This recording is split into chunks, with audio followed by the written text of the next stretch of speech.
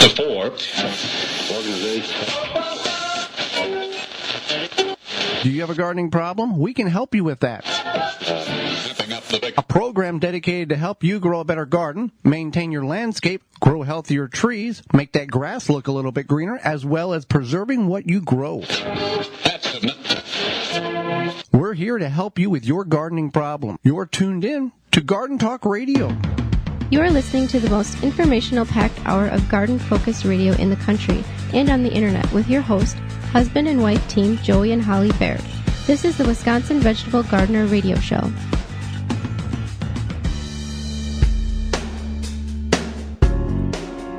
Welcome to the Wisconsin Vegetable Gardener Radio Show. The Wisconsin Vegetable Gardener Radio Show is presented to you by Power Planter Earth Augers, the official digging tool. To find the right size for your digging projects, visit powerplanter.com. Thank you for taking time out of your day to join us to talk gardening for the next hour.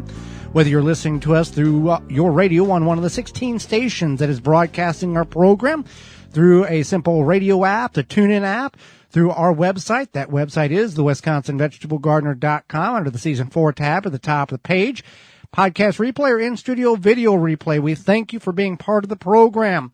I am your host, Joy Baird. Beside me is my wife, co-host, best friend, and gardening partner, Holly Baird. This program is about you to help your garden grow better, to maintain your landscape, your trees to grow better, and the grass to grow greener, as well as preserving what you grow indoors and out. There's a couple of ways in which you can get a hold of us. You can do that in which to email us, gardentalkradio@gmail.com. That's gardentalkradio@gmail.com. You can also give us a call anytime, 24/7. If you can't get to a safe location to give us a call right now, remember the number, 1-800-927-SHOW, 1-800-927-SHOW. Call us, leave a message if we can't get you on the program right now, and we will give you a call back. We've got a big program lined up for you today, as we do each and every week when we come to you and you allow us to be part of your world for a little bit of your weekend. We're going to talk about in segment 1, winter composting. As well, in segment 2, 5 things to prep for spring, but do it now. And our guest will be author Pamela Crawford, and we'll answer your garden questions. So, Holly, let's get into the program and tackle the job of winter composting, the do's, the don'ts, and how to go about doing it so you are successful. For sure. I think the biggest thing when it comes to winter composting is thinking about what method of composting you're going to do. And I'm not talking about like a hot compost. I'm talking about if you have your compost bin outside, whether it be like a compost pile versus a tumbler.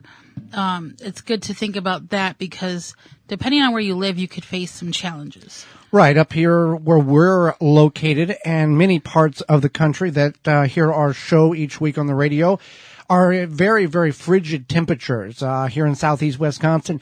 It is not uncommon some of the colder times of winter to have 5 degrees Fahrenheit ambient temperature with a wind chill of -20 to -30 degrees. That is not a regular occurrence, but it does happen quite frequently. So if you're thinking about, I'm just going to have a little compost pile in the backyard and make compost during the winter, you will want to think again. Yes, you can just go ahead and dump your kitchen scraps on top of that existing pile, assuming your municipality allows for such of an open pile to exist. But the activity in which that pile will be almost non-existent because of that cold temperatures that are being created by the weather. Right. So that's something that you want to think about is the pile. Now, if you can use a compost tumbler or a turner, that would be more ideal because you're going to have it off the ground and you can keep it from hopefully freezing. Well, if you're going to tumble in a tumbler, that's quite easy to do. If you've got it on the ground and you have a substantial pile, there is some internal warmth that is created during the breakdown process if the right balances are achieved in the pile, the browns and the greens. And in order to get that to turn over, you can take a fork, a garden fork or a shovel, and move that ground pile from point A to point B.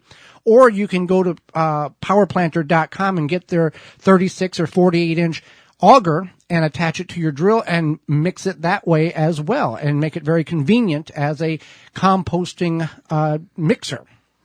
Now, one thing people don't always think about is making sure you're adding the carbon or the brown during the winter. So what happens is that during the winter, you might be collecting all of your kitchen scraps and putting them out to the compost or into the compost, but you're not thinking about like things like dried leaves or straw or yard debris. You can also use shredded paper and cardboard. Now, some people shy away from the cardboard application because of the levels of toxicity that may exist in the glue that the cardboard is put together. However, if you're eating fast food, if you're living in an urban setting, you're already ingesting some level of toxicity. A little bit in a cardboard box is probably not going to be detrimental to you or the soil in your garden. Right. And with that being said, one thing you can do if you are concerned about the browns you're adding or the carbon you're adding is you can collect your leaves in the fall, put them in a bag, and then as you compost throughout the winter, you can add some leaves as you add your greens. And what we do is we just make a giant mountain of leaves in the garden over top of our garden beds, and that way it's accessible and ready to use in the spring. But in the application of a compost, winter composting, you can certainly include those, and you can get a paper shredder and shred the paper and mix that in as well. Also, there's other things that you can add. The key to this whole winter composting thing is, number one, it's not going to be as rapid as it would be in July when it's in December or January. Number two, if the pile is frozen, it's not breaking down or breaking down incredibly slow. So we want to keep that pile above freezing. And there's some ways in which we can do this. Right. So one thing you can do is definitely is to insulate it. So if you have an active compost right now and you can dump it in your garden for the winter or over a garden bed, you want to do that. And then you would take some straw or some cardboard and try to kind of line the compost, especially if you have a compost pile. If you have a turner, you're just going to have to make sure you have, you keep turning it to help keep whatever's in there moving and composting. So if we have it on the ground, what you mean by insulation is like take 3 pallets or 4 pallets and create a box and then put straw, the leaves of the straw. Well, when you break a square bell open, there's what's called leaves, which are about 6 inches compaction is the way the baler makes it. So you would stack those kind of like an R factor in an attic. The more thicker you put it, the more warmth in which you can contain in that pile. Right, and you would cover it with a tarp or something as well. Yeah. So that's one way of insulation. And then as you turn the pile, the activative ingredients, the browns and the greens, will interact with the oxygen and create a warmth in the internal portions of the compost pile. In the summertime, it's not uncommon to get a hot compost pile to get to 170, 180 degrees.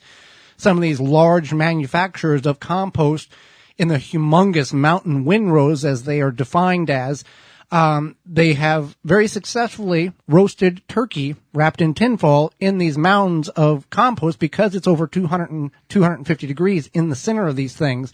So the compost can get very hot in the summertime. It will not exceed that magnitude if you don't have the volume to go with it. Right. So then another thing you want to do is you want to think about the moisture level in your compost pile. But wouldn't that freeze, though? But we're keeping it warm and heated, essentially, to avoid that frozen block of compost. Right. Depends on where you are, but insulation should help keep the moisture in. Also, you have to think about if you are using like a compost tumbler, if you have enough greens, it should keep the moisture in as well. If you live in like the Pacific Northwest where it just rains a lot throughout the winter, you might want to invest in a tumbler or a turner versus a pile because it could get almost too moist.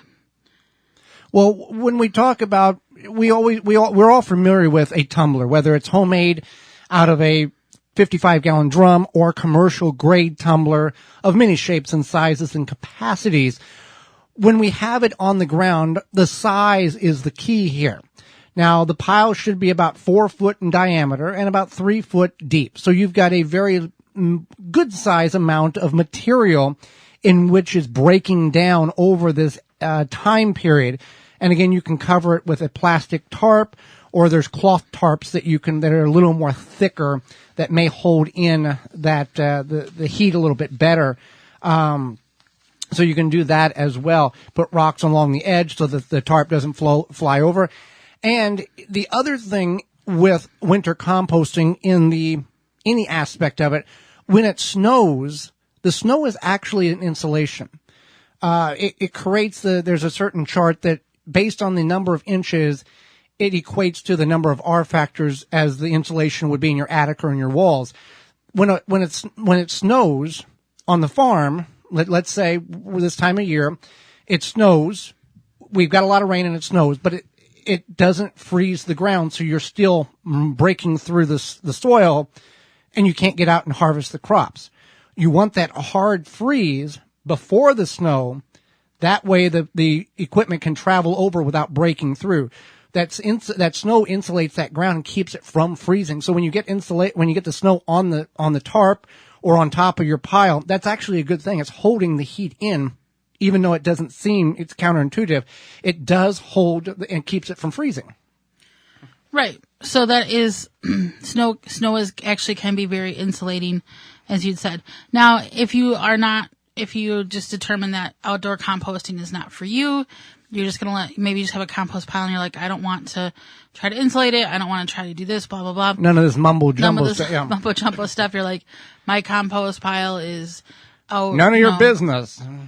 300 feet out back right. or something, and you don't want to deal with it. So you can do indoor composting, and a popular way is doing worm composting. You're probably thinking, I don't know if I want to invite a bunch of worms into my home, but this is typically done on your own level, like on a homeowner's level or a renter's level or whatever, with like a big Rubbermaid type container. And then you would add the worms and add your compost scraps, and then they would break it down so it is contained. Yeah, there is some steps and correct procedures in order to move through that, but it works very, very well. And the worms, you have to get special worms here, and the worms will not overpopulate themselves. Once they get to a certain level of population, they will stop reproducing unless you take a certain group of them or a number of them and move to another composting bin. Then they will start reproducing again. They're very unique creatures, and then they will also create worm castings, which are very beneficial to your garden, that you can take and sprinkle out in the garden or put in a tub or whatever and save until springtime.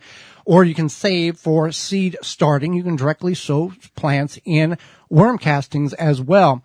So that worm, and it doesn't stink. That's the thing that a lot of people think, oh, it's going to smell like a cattle lot in here because I got worms eating. But if you do it right, and there's many great videos and articles online. If you do it correctly, it is very, very beneficial, and it works very, very well with that. Right. So that is another way to compost indoors. They also sell all sorts of different food cyclers, basically is what they are. And what they do is they dehydrate your kitchen scraps and then chop them up to then break them down faster once they're dehydrated. The likeliness of them spoiling slows down. So then once they're dehydrated like that, you would add them to your compost in the summer or in the spring. In the spring, all right. So this is just the little tip of the iceberg when it comes to winter composting. Want to put that on your radar so you're aware that it does exist, and you can do more research if you want to extend and make compost over the winter at a slower process, or if you just want to take it and dump the stuff in a pile in the garden and then deal with it in spring. That certainly is a very good reason, a very good way to go about doing it too. Well, thank you for taking time out of your day to listen to our show. This is our 33rd show of 2020. Did you miss last week's show? We talked about mums, fall mums. We talked about maintaining your evergreen trees. And our guest was author Wendy Williams. You can listen to that show by going to your favorite podcast platform and searching the Wisconsin Vegetable Gardener podcast, or we'll make it even easier. You send us an email to gardentalkradio @gmail.com, and in the subject line you would put show 32, and we will send you the link. We'll be right back. Do not go anywhere. We'll be talking about 5 things to do now ahead of time for spring. You are listening to the Wisconsin Vegetable Gardener Radio Show, a program to help you grow a better garden, maintain your landscape, help your trees grow better, make that grass look greener, and preserving what you grow for indoor and out. Got a question for Joey and Holly? Send it via email anytime to gardentalkradio@gmail.com. Do your trees look sad? When we here at the Wisconsin Vegetable Gardens have a tree or shrub issue, Dr. Jim's is the product we reach for, as it is the product that works. It really provides results. Their small batch, extra potent blend of readily available nutrients is exactly what your trees, plants, and bushes need to regain their health and stay bug-free. It's super easy to use. It feeds the microbes and adds new life to your soil so you can grow stronger plants. Chemical-free, environmentally responsible fertilizer that works. It will put a smile on your face and your plants. To find out more about Tree Secret and other products, visit drjims.com. That's drjimz.com. Trim Bin turns any chair into a workstation. Comfortably sort your herbs, dried flowers, cannabis, and more. Easily collect pollen with a static brush and mirror finish collection tray. High walls keep your work contained. To get yours, visit harvest-more.com. Made in California. Do not go anywhere. There is more of the Wisconsin Vegetable Gardener Radio Show to come, which is presented to you by Power Planter Earth Augers, the official digging tool. To find the right size for your digging project, visit powerplanter.com. The number one key to healthy, productive plants are the roots. Starting from seed to full-grown plants, rootmaker.com has the answer. From seed starting trays with an innovative design that air prunes the roots, creating a fabulous root system, never again will you have root-bound plants. To multiple gallon grow bag sizes to raised beds, rootmaker.com has your grow needs covered. Visit rootmaker.com. Use coupon code TWVG at checkout and get 10% off your entire order. Brought to you by Blue Ribbon Organics, providing locally made organic compost and soil blends for gardens, farms, landscaping, and more. Visit BlueRibbonOrganics.com or call 262-497-8539 to find their products nearest you. Blue Mel's Garden and Landscape Center offers an awesome selection of high-quality garden and landscape products. We have just the plants you're looking for: annuals, perennials, veggies, herbs, and more. Plus, you can always count on us to answer all of your questions and offer expert advice. Blue Mel's also carries the largest selection of bulk landscape materials in the area. Enjoy a beverage from our coffee shop while your kids run around in our huge playground. Join our growing list of highly satisfied customers. Visit the garden center that offers everything you're looking for. Visit Blue Mel's today. Blue Mel's, 4930 West Loomis Road, 414-282-4220. The Wisconsin Vegetable Gardener Radio Show is brought to you by the following: Neptune Harvest, Happy Leaf LED, Dripworks, We Grow Indoors, Deer Defeat, Harvest More, Blue Ribbon Organics, Blue Mel's Landscape and Garden Center, Chip Drop. Find all sponsors at the WisconsinVegetableGardener.com and thank them for their support. Now back to the Wisconsin Vegetable Gardener Radio Show, which is presented to you by Power Planter Earth Augers, the official digging tool. To find the right size for your digging project, visit powerplanter.com. Now here are your hosts, Joey and Holly Baird.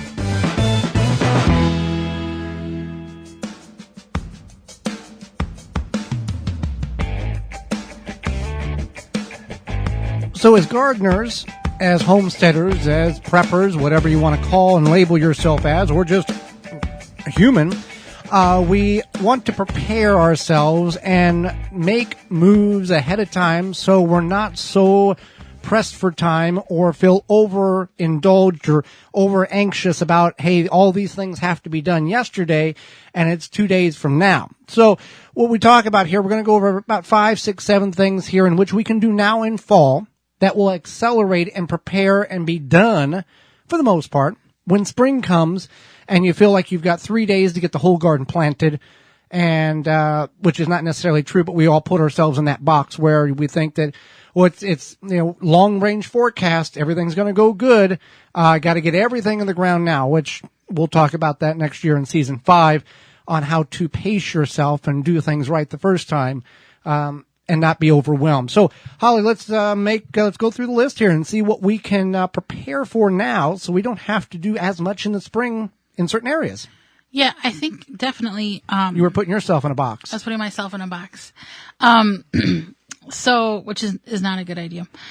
So you want to go through your seeds now. I think that's a good idea, especially if you've started saving seeds and, maybe you can have knowledge, organize them, what have you. When you use the word saved seeds, test the germination viability of them, because early this year, when everything was hitting the fan, if you want to call it that, we planted lettuce in the windowsill from lettuce seeds that were 7, 8, 9 years old, zero germination. So we want to be aware that, okay, we're going to save seeds, and obviously these weren't saved in the most economic, the most efficient, best way ever. But if you're saving seeds to grow and they're 6, 8, 9, 10 years old, check them to see if there's any possible germination rate. And how we do such is put them in a soil or put them in a damp paper towel in a Ziploc bag, 10 of them, and then keep it moist and see what germinates. And that's how you figure out your percentile of germination rate. You lose about 10% each year is a good rule of thumb. But if none of these seeds are germinating, or you have a 10% germination rate, why are you saving that bag or that jar of seeds when they're no good? Well, I was kind of referring to like the seeds you save from the plants now. Well, yeah. I hope those germinate. Right. Yeah. They should if you've allowed them to mature properly on the vine, in the garden. But yeah, go through your seeds, go to seedsavers.org and see what they have available right now. And they may be on sale, or that you may just be able to get a hold of some that you're needing in order to complete your seed collection. You can check and go to seedsavers.org and see if they may have the seeds in which you're looking for, and they may be on sale, in order to complete the seed, your seed library that you need to grow seed dreams. Yeah, your seed dreams that you need to complete your garden plans for next year. Next thing is your tools. Yeah, you can go through your tools. Maybe you discovered that your shovel broke. Yeah. Yes. So you have to think about that. Maybe you're like, hey, I got this gift card for my birthday in July, and now I don't know what to do with it, and maybe I'll go buy myself a shovel. Well, and we don't have any tool companies sponsoring the show. We've reached out to them. If you're listening and you're a tool company, give us an email. Send us an email at gardentalkradio@gmail.com, and let's talk turkey for next year. But we have learned from our experience, Holly, and many of you will nod your heads in agreement. If it's El Cheapo on sale, it ain't going to last the season. If you're actually using it for garden purposes, it's going to break, it's going to bend. Quality is paid with money, and you get what you pay for. Yes. Yeah. Yep. So you want to think about your tools and also with your tools, clean them off. And if the shovels need sharpening, you can prevent them from rusting by. Some people spray like a petroleum product on it. Other people will take like a vegetable oil and rub it down to keep them from rusting. So that's another thing in which you can do. Yeah, you can do some research on how to clean your tools. So another thing you can do is you can think about what did well, think about what you might change, take some notes, take some pictures. Like one thing you and I, Joey, we've determined we're not going to grow potatoes. Correct. Mm-hmm. It just doesn't work for us. Now it works in your sister's backyard way better than what it does in the garden. And we've done it in every way, shape, or form, in fresh compost and old garden soil. Doesn't matter. Grow bags, raised beds in the ground. We can plant multiple plants of green beans or tomatoes and be better off. Yeah. So that's just, we're not going to do that. And also take pictures. So when it's cold and snowy, you can remember, oh yeah, I had sweet corn planted there. I can't put that there again. Or can I put that there? Crop rotation, is that important? All that. There's a lot of things in which we can do over the winter, but take pictures now because it's a lot easier to see before the snow falls, and then you can actually plan out more detail. And the other thing about in the springtime, we all do this. Well, should I plant that there or should I plant it over there? What about it? Just put it in the ground. Grandpa says the seeds grow a lot better in the ground than in the bag in the garage. Yeah. Just get them in the ground. Right. This is not, many of you are planting a garden for recreation and for some produce, but your decision whether to put a tomato there or a zucchini plant there is not going to be detrimental. You're not trying to operate an 18,000 acre farm. And if you make this mistake, you're going to have a $10,000 loss on your hands, that type of thing. Just put it in the ground. I agree. So another thing you can do is you want to gather your leaves for spring. So if you have a bunch of trees and you get all these leaves and you're like, okay, well, I already put them over my garden. You can put them somewhere dry, whether that be, fill up some trash bags, put them in a shed, but you can gather your leaves now so that you have them for mulch come spring. Yeah. Or just put them in a big giant pile in the corner of the yard. That's fine as well. But leaves, get them now because they won't be around. Even if you don't pick them up, somehow a lot of them disappear over the winter, for a variety of reasons, especially in the city. If you're not picking up now, the city's going to get them and you're not going to see them. So that's why it's important to mound them up. If you're in the country, you can just kind of go to the woods and pick them out of the woods if you need them. Drain your irrigation system. Otherwise, you're going to be buying a new irrigation system from dripworks.com in the spring. They would appreciate that.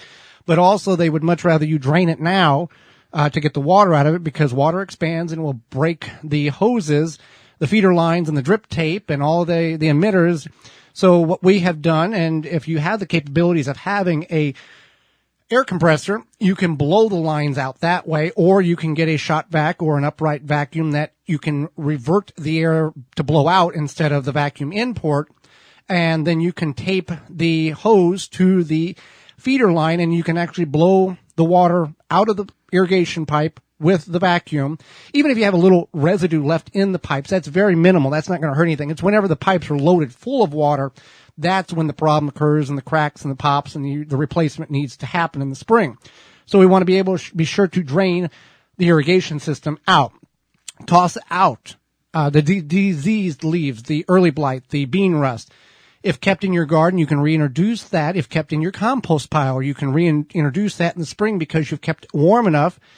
If you don't get all of the residue out for the blight or the rust, it's not going to be that detrimental. It's going to die because of the cold temperatures in many portions of the country. But if you put it in your compost pile, keep it warm enough, or put it in the city's compost, it's going to be reintroduced because it's going to stay warm, and you just want to throw it in the trash. Don't want to burn it.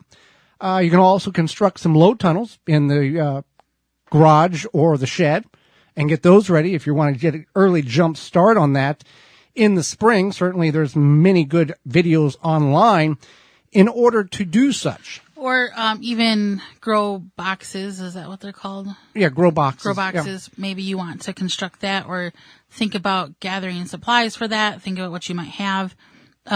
Even like sometimes you get a warm fall where we might get some cold weather at the end of October and then it warms up again. That's something you could definitely do on one of those warm Saturday weekend days. But yeah, you can construct some low tunnels or think about where you might put them come spring, kind of plan for that. Another thing you can do is buy potting soil. You were at the garden center. Yeah, I was at our local Bluemel's here in Milwaukee, the official garden center for the Milwaukee broadcast. They still have some compost and some potting soil mixes available as well as their bulk material. But if you're at your garden center and you can get some of that on sale, have it ready to go and not have to do the fury and rush of buying it in the spring. Because if you keep it in a cool, dry place, it's going to be just as good as it would be in 4 or 5 months. Now, if you keep it for 6 or 7 years, the might not be as good in the bag, but keep that in mind, as well as you can be prepared or preparing yourself for the seed starting procedure in January, February, March by cleaning your trays and cups and whatever you start them in by using hot soapy water just to get them all clean, fresh, make sure there's no potential residue of diseases or bacteria on your seed starting trays and cups and kind of see your inventory there. And if you need to get more seed trays, you can go to rootmaker.com and use coupon code TWBG and get 10% off your entire order. They got some great seed starting trays, root propagation trays that we use, and we've had them for 7 years, and they're just as good as the day we bought them. They're thicker plastics than the old cheapo stuff you get from the garden or center. maybe, yeah, like you said, maybe you want to just go through what you have, repair them. Maybe sometimes you just have to take notes, duct tape, and put them back together. But I think that's one thing people don't think about when it comes like January, and they're like, oh, I want to start these seeds, and then I'll just buy everything new. I'll just buy everything throw new. everything, throw the old stuff out and buy new. We don't need to do that. Your stuff is perfectly good. You just need to repair it, see what you got, see what you need, and go from there. We're talking about going from there. The Japanese beetles will be back in spring. The nights are getting colder. The days are getting shorter. Kids are virtually learning. The lawn has been forgotten, but you don't need to forget your lawn. You can do a little love to your lawn to make sure that you have a better lawn next year. Yeah, just because it's fall, we don't want to forget about our yards and those Japanese beetles. They may be gone, but they're not far. So you can go ahead and think about how they're going to feast on your roses and berries this summer.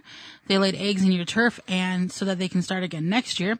You want to take a stand with Phylum's Grub Gone. Grub Gone is a non-chemical BT granular that specifically targets scarab pests and their larvae. Simply attach the granular with a spreader, irrigate it into the soil, and let them naturally apply it. Don't attach it. You apply it with the spreader. Yeah, the spreader. You're just going to go all out on the Japanese beetles. Yeah. And, irrigate it into the soil and let the naturally occurring bacteria do its job. Not only is Grub Gone easy to apply, as we just talked about using it with the spreader, but it is also the only non-chemical choice for effectively controlling the grubs. And the best part about it, it's non-toxic to bees and other pollinating beneficial insects. In fact, Grub Gone has no label restrictions for use around flowering plants. So you don't have to get on your knees and remove those dandelions before application. To find more products and find Grub Gone, you can go to PhylumBioproducts.com. That's PHYLLOM bioproducts.com. They're the natural choice. Do not go anywhere. When we come back, author Pam Crawford will be with us. You're listening, yes you know, to the Wisconsin Vegetable Gardener Radio Show. You can bet the Wisconsin Vegetable Gardeners phone lines are always jammed during the show. So Joey and Holly keep their phone lines open 24/7 to help you. Call anytime 24/7. Just dial 1-800-927-7469. Or just remember 1-800-927-SHOW. SHOW. Leave a message and they will call you back.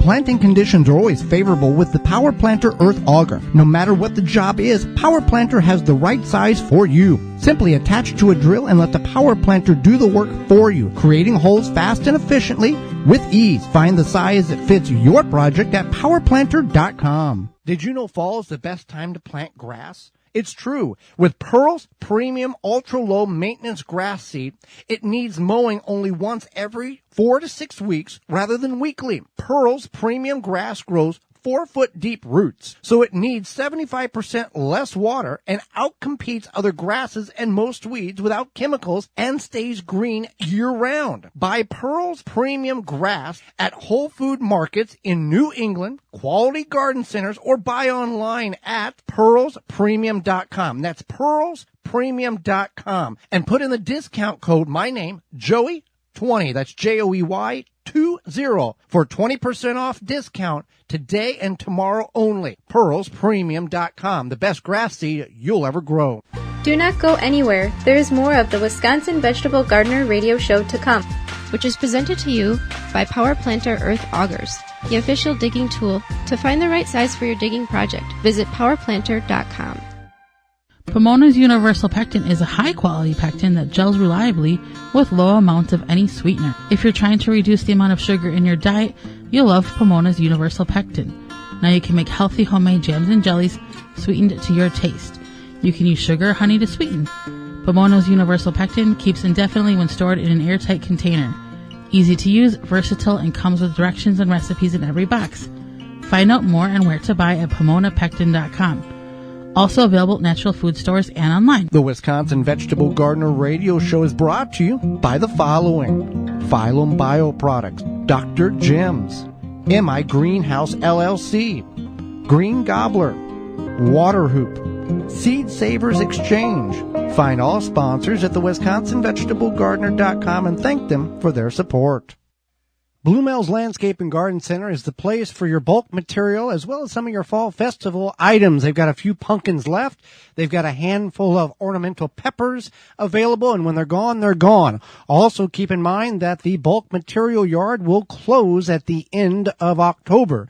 So if you've got those projects you want to work on throughout the late fall and early winter, you need to have those items.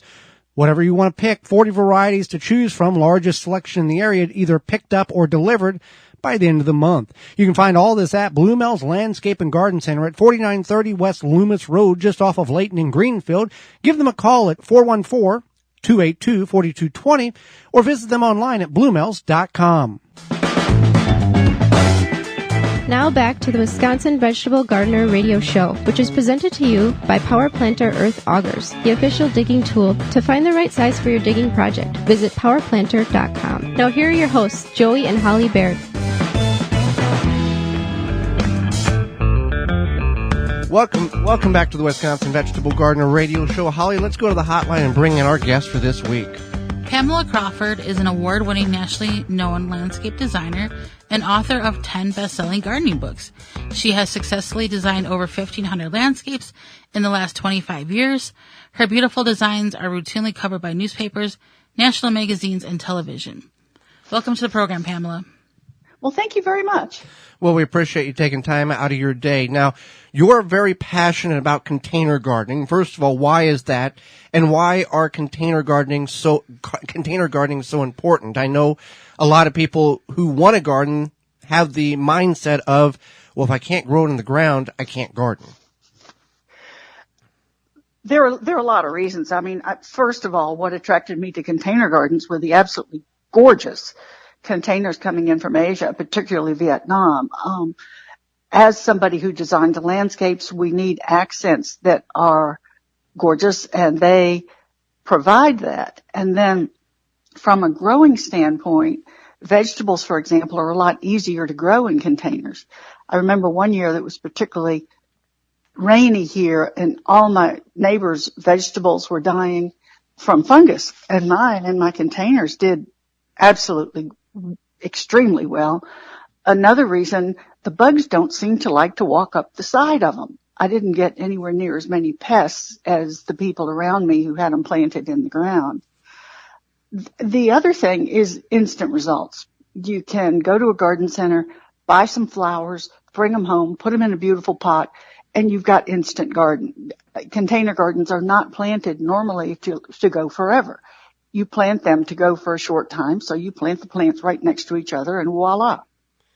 And with a landscape designer like you are, you're looking at the color of the container, the color of the flower or the vegetable, and trying to accent them two together. Exactly. Okay, so sometimes people want larger containers but aren't sure how to incorporate them. They feel intimidated.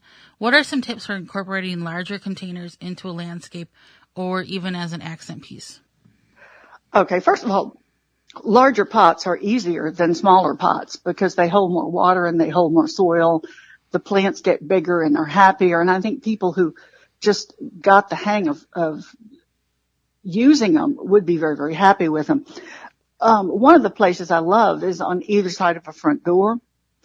Another area at garden entries, one on each side. Focal points in planting beds, particularly at the apex of curves. To accent a blank wall, I don't know how many times I've done that, is just put a group of 3 large pots in front of a wall and it completely changes it. And then on either side of a bench. Now there I would go with shorter pots, but I like the larger the better. Well, what are some soil tips for container gardening? Should one dump all the soil out and start over each year? Or should they fertilize it? And in addition to that, some people are intimidated by large containers because they don't want to do the initial expense of filling that large container up, and they try to use items to fill airspace. What do you suggest on that as well? If you're using say you're using a pot that's 4 feet tall and maybe 1.5 feet wide, and you're planting annual flowers in it, those roots aren't going to go down to the bottom of that pot. In that situation, I put gravel on the very bottom and then a couple of inches of gravel. And then I would put mulch, probably for 2 feet. And then I would put potting mix from there to the top. When I'm changing out plantings, I replace the potting mix as far down as the roots go from last year's planting, so that the plants will have room in the potting soil to send their roots. Well, it makes a lot of sense. And then with that mulch, if my science is right, that will absorb the water and then release it up into the soil as it's needed, correct? No, I'm talking about putting the mulch on the bottom. Oh, that's yep. that's just using it as a filler because it's less expensive than potting mix. Right, okay. And then that makes sense to only replace the soil where the roots are, because why replace the whole thing if the roots aren't utilizing that soil at the very bottom? Right. But with vegetables and things like that, it's interesting. In the large pots, I can take just one tomato plant, put it in I'm thinking of one that's 28 inches wide. And the roots of that tomato plant will fill up that huge pot, and they just love it. You get tons of tomatoes, and the tomatoes grow huge. Now, with your expertise, would you say one of the biggest mistakes beginner container gardening people make is underestimating the size of the container or Yes. the location of where it's going to be? I think it's, well, both, but people who are just getting started always buy these puny little tiny pots. That's great if you want to put a couple of succulents in them. But if you're planting annuals or any of the perennials or particularly vegetables and herbs, they really spread out. I mean, I've had sweet basil reach 3 feet high when I put it in a very large pot, and they're happier that way. And you don't need to plant 5 basil plants. You'll get all you need and all your neighbors need on just one. Well, when it comes to the material of a container, is there a specific material that you gravitate towards versus another one? Not really. I use predominantly the Asian glazed containers, with my favorite country being Vietnam in terms of what they're exporting, but China's doing some great work on that too. And they have turned glazing pots into an art form. You can find those at your better garden centers. But I'm also using synthetics.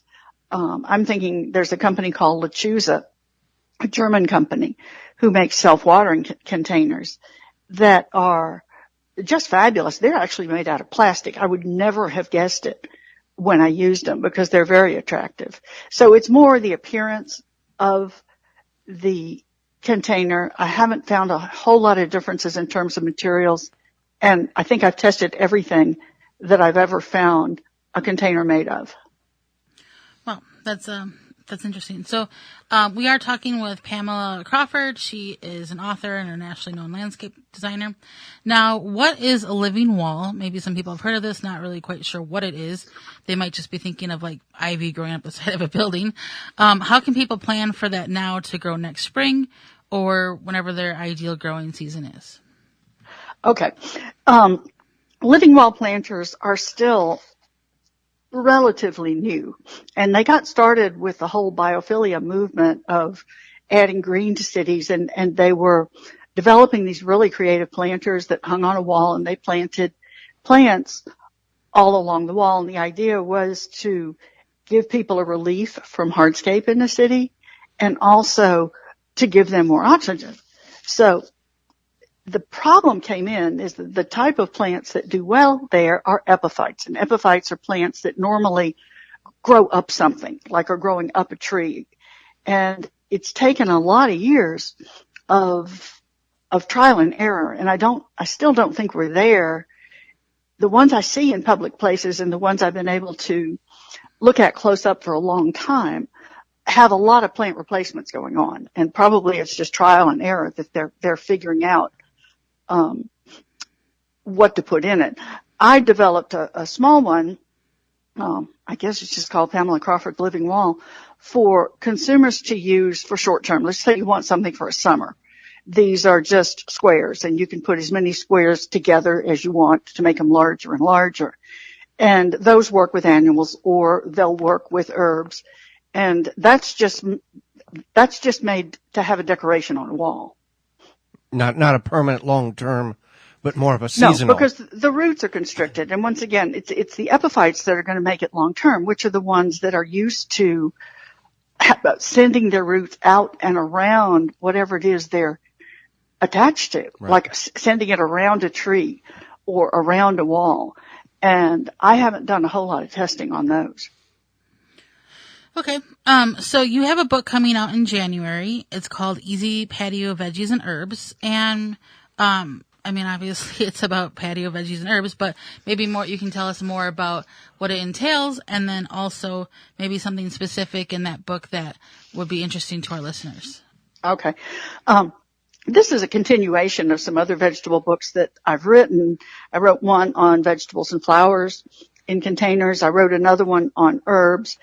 And this one, I'm combining veggies and herbs. And the feature on this book is to make gorgeous container garden arrangements with huge amounts of vegetables. And that's been very, very exciting for me. I did a lot of trial and error with vertical pots, pots that might be 3 feet tall and 15 inches wide, because if you're working with a small space, you can fit more of them on there. And I wanted to find out, would the tomato roots, which people had thought grew horizontally, what happened if you put them in a big, tall thing? And what happened was those roots went down to the bottom. And you take something like yellow pear tomatoes, which is one of the heirlooms, I was getting hundreds and hundreds of tomatoes off of that. So I was working on making things look good and getting huge amounts of produce. So that's been very exciting. And I've worked with a lot of plants. I think for this book, gosh, I planted, 1,500, 2,000, something like that plants, because I had to try them every different way to see if it would work. And the other thing that's important is when you've suddenly really pushed up the production of the vegetables, how many plants do you really need? I'll take habanero peppers as an example. I planted 4 habanero pepper planters into one pot. And I ended up with close to 300 habanero peppers. I didn't want 300 habanero peppers. I wanted maybe 3 or 4. So we had Mexican restaurants all around us that we supplied with habanero peppers that summer. It's important to know before you get started, how many vegetables are you going to get if you put them in a big pot? So I studied that, and the book is designed so you can take it with you to the garden center and look up a particular vegetable and find out how many you're going to get before you buy 4 of them when maybe you only need 1. And of course, the other emphasis is to make the vegetables look really good. Instead of using tomato cages, which I hate, I used either beautiful trellises to support the vegetables or something called obelisks. You can Google that, and they have a lot of different ones for sale, which are tall, decorative metal supports, and I would put them in the pot. Sometimes I'd spray them, and it was just fun. I mean, it's nice to know that if your patio, like most people's, your whole house overlooks it, you don't want it to be ugly. And it's really nice to know that you can grow large quantities of food right there conveniently and have them attractive. Absolutely. And that's the other thing. No matter what you're growing, you kind of want to know what the potential expectation is on that crop or the size of the flower that you're growing, so you can know what kind of container or where to properly place it so you're not brushing into it every time you walk in the house. Right. And I have container sizes, of course, for every vegetable. It's got a lot of beautiful pictures in it because I'm proud of all the beautiful results that I had, but at the same time, it's a very practical book. If you go to the tomato page, I think I tried, maybe 20 different varieties of tomatoes. Well, for each one, I'm going to tell you things like how big of a pot you need, which is also critical. Most people have a tendency to buy pots that are too small, and you need to know before you mess something up. Absolutely. Well, Pamela, we greatly appreciate the information and the time you've given us. How can people find more about you and find your books? They can find my website. It's Pamela Crawford and Associates, and that's up and running right now. I still have a lot of work to do on it to change it over from Florida because I'm not in Florida anymore. And then they can also go to YouTube. I have a YouTube channel, and I have an awful lot of videos on container gardens. Well, we thank you for the time you've given us, Pamela, not only educating Holly and myself, but all of our listeners across the country, and we thank you for that. Okay, thank you. And do not go anywhere. When we come back, it's going to be about your garden questions, our garden answers. You are tuned in to the Wisconsin Vegetable Gardener Radio Show. Got a question for Joey and Holly? Send it via email anytime to gardentalkradio@gmail.com. Protect your plants against damage with the 3-in-1 Plant Guard and Special Blend Fertilizer. Visit ivorganics.com. Wisconsin Greenhouse Company designs greenhouses specifically built for the northern Midwest climate. All of their greenhouses are made to withstand heavy snow and wind for years to come. They build freestanding and home-attached greenhouses for both commercial growers, schools, and backyard gardeners. Visit WisconsinGreenhouseCompany.com. For more information on pricing or to request a greenhouse catalog, go to WisconsinGreenhouseCompany.com. Do not go anywhere. There is more of the Wisconsin Vegetable Gardener Radio Show to come, which is presented to you by Power Planter Earth Augers, the official digging tool. To find the right size for your digging project, visit powerplanter.com. At Big Elk Garlic Farm, they are passionate about their garlic and take great care to provide you with the best seed stock around. Their high-quality garlic is non-GMO. They stand behind their product 100%. Get your garlic for this fall's planting at BigElkGarlicFarm.com. When it comes to bulk landscaping materials, Blue Mills Garden and Landscape Center is where everyone goes. Whatever the project, we have the materials you need with over 40 varieties to choose from. Soils, mulches, gravels, decorative stones, fresh cut sod. Blue Mills has these products in stock and ready for easy pickup or fast delivery. So what are you waiting for?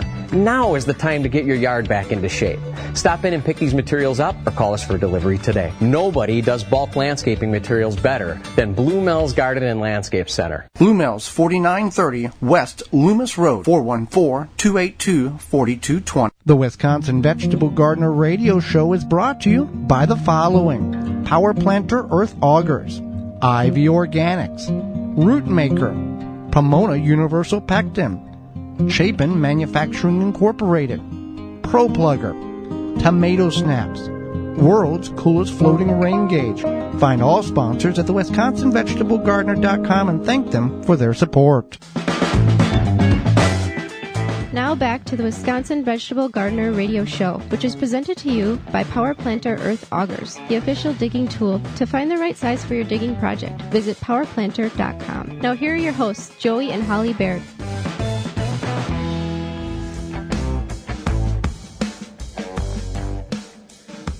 Welcome back to the Wisconsin Vegetable Gardener Radio Show. You know what time it is. It's time for question and answers. If you got a question, you can submit it to us at gardentalkradio@gmail.com, gardentalkradio@gmail.com, or you can give us a call at 1-800-927-SHOW, toll-free coast to coast, 1-800-927. Get in line, create a nice orderly fashion line, talk among yourselves, and we'll get to your question as it comes up. First question, Holly, is about planting some tulips. It is October now, and Turnips. Turnips. It is October now, and I just cleared a bunch of weeds and shrubs and trees. Can I plant turnips as a cover crop now, or is it too late here in Zone 5B? Zone 5B is many different places across the country. So can they do such? Can they use... Now, cover crops are used for a variety of different ways, correct, Holly? Yeah, a lot of times cover crops, especially a root crop, helps kind of loosen the soil. Creates cavities, yeah, right? Creates cavities. We actually tried this with those daikon radishes. Right. But you... Many years ago, before we were more educated on the procedure. Right. So, I think it's too late. Well, no, you can... Well... Here's the thing. You can plant these as late as November, as late as November, and it will still be a good cover crop, assuming that the ground is not frozen. You've got to have 2 or 3 weeks, give or take a little bit, of some good soil, moisture, as well as not being frozen. And these things will grow without any issues. So keep that in mind. You want to obviously plant these just like garlic. We can still plant garlic from Big Elk Garlic Farm up to this time that the ground is frozen. However, it's best if we can get in the ground about 30 days before the ground freezes. We talked about this a couple of weeks ago on how to do such, plant successful garlic in many parts of the country. Let's see here. Another question, Holly. If I may ask a question about a previous topic, I think it was you that suggested not throwing away old seeds. I will not be using them, but putting them out for birds. Are there any seeds that birds and chipmunks and or squirrels should not have? Well, number one, you're doing a very nice thing by feeding the chipmunks and the squirrels, because many people do not want them around. Right. Yeah. They're afraid they're going to. But we've talked about this in the program, as well as we've done a couple of videos on this on our website, the WisconsinVegetableGardener.com. Don't let the name fool you. As well as on our YouTube channel, the Wisconsin Vegetable Gardener, where we go through over the winter, we go through the old seeds, like we talked about in segment 1, that are very old, that we know there's no chance that they're going to germinate, or we've done a germination test on them, and they're poor in the percentile of germination. So we put them in a big jar, and we save them and put them in bird feeders in the spring. Now, we have pumpkin seeds all the way to lettuce seeds to turnip seeds. We have a variety of seeds. All of these seeds can be introduced into your bird feeder or squirrel feeder or whatever, as long as they're not treated. Many of the garden seeds that you'll purchase around the country will not have a coating on them.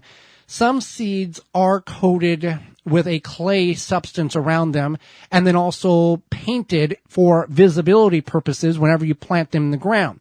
Others are treated with a yellowish powder, which is an insecticide, I believe it is, of some sort. I know the big farmers have it. It's a chemical that they use on the seed to keep it from being eaten. However, turkeys and birds will go in and eat those seeds because the volume of seeds in which those animals have to ingest before they become sick or die is very, very large. So, as long as the seeds are just normal natural seeds, you're totally fine. Not going to hurt at all to utilize them in the garden. What's our next question here? So they want to know, is it good to take the old not diseased plant stalks and leaves and compost that in the soil? They have clay soil, and they feel that it would help break it up, and in the spring the worms would eat it or come find it. Is that good? They don't use the root of plants. Love your show, Linda. Well, you can certainly do that. You can take the non-diseased plants and leaves and compost and work them in the soil to break up that clay. Now, clay soil, people think clay soil is horrible and non-valuable. However, clay soil contains a tremendous amount of nutrients, but it's so bound up that it doesn't release it. And if you can amend the soil, whether through compost, through shredded leaves, through regular leaves, through plant debris such as this, and break those particles up, then it releases and allows it to be usable, usable form for the springtime. But yeah, you can certainly use the non-diseased plants and stalks and leaves and the compost and compost them in the soil. There's a variety of different ways, obviously, and maybe it's not obvious. We'll tell how it is. When you compost anything, whether it's paper, whether it's leaves, whether it's plant debris, the smaller the particle, the faster it will break down and the more surface area that is created. That way in the spring, you're not, or next summer or whatever, you're not dealing with large chunks of particles in the soil, but the microbial life, the worms and all the creepy crawly things that we don't see because they're so microscopic, will have already utilized and broke these things down. Yeah, if you throw a bunch of leaves on the ground like we do, they will break down. However, it takes a very long time. It takes 6-8 months in order for them to biodegrade versus if they were in a very small particle size in that. So yeah, you can do that. Now, other people will, while we're talking about amending soil, Holly, there's kind of two rules of thought. One is throw it on top or fork it in, and the other is take and cover the garden with it and then till it in. There's science behind the detrimental that tilling can do to the soil life, the soil web, but some people choose to go that route. Right, and what it'll do, like you said, it'll tear up the soil web. It can also increase weeds. Right, you're bringing weeds up. Yeah, you're gonna increase weed seeds. So there are some disadvantages. But some people till every week, and they have every year. Some people till every week for weed control between the rows. Oh yeah. And there's not. I mean, we don't choose to do that. However, many people do, and they find great success. Is it scientifically proven that they're horrible gardeners? No. But I think it's also just what you're used to, what you've been doing, what you've done, and maybe you just don't want to try to grow a different way or maintain your soil a different way. Right. And maybe we'll talk about it in future episodes next year about how we can get more out of the garden with less work. And so that's kind of what we look at. Time for one more question here. I've got some rhubarb that is dying back. When is the correct time to divide it, replant it? How often? How do I do it? Sure. So what you want to do is you want to do this in the early spring as soon as you can reach into that soil. So once it's thawed, basically. Okay. What you're going to do is you're going to reach down to the crown and you're going to be able to feel the different crowns. Mm-hmm. And then you just separate it that way. Because if you don't separate it, basically chokes itself out. Right, it does kind of choke itself out. And we've seen this, we grow it in containers because something about, and still haven't figured this out after 12 years of gardening at Holly's mom, something terrible happened years ago with rhubarb in the ground. We don't know, I've not been told. No rhubarb. No rhubarb in the ground. No. So we converted, we started it from seed and grew it in large containers, and we've got multiple videos on that. But I don't know what has happened or who got hurt by, attacking rhubarb. I don't know. But we grow it in the containers, and we will have to divide it because it's been about 4 years now. And that's about the time frame in which you want to start dividing your rhubarb. And rhubarb is a phenomenal plant. If you like it, it's very prolific. Right. So you want to divide it. You're going to be able to feel those root bulbs, and that's how you want to divide it. You want to be able to kind of feel each separate root bulb, and then you want to take them apart. So with that being said, hey, we're out of time. We're sorry about that, but that's how life goes. Miss any portion of this program or want to revisit it in its entirety, you can do that by going to our website, thewisconsinvegetablegardener.com, and clicking on the Radio Season 4 tab at the top of the page. Or you can send us an email at gardentalkradio@gmail.com and ask for the replay of this program, and we can send it to you in audio and in studio video form. Tell your friends and tell your family and your people that you don't like that this garden show's on the radio as well as podcast replay.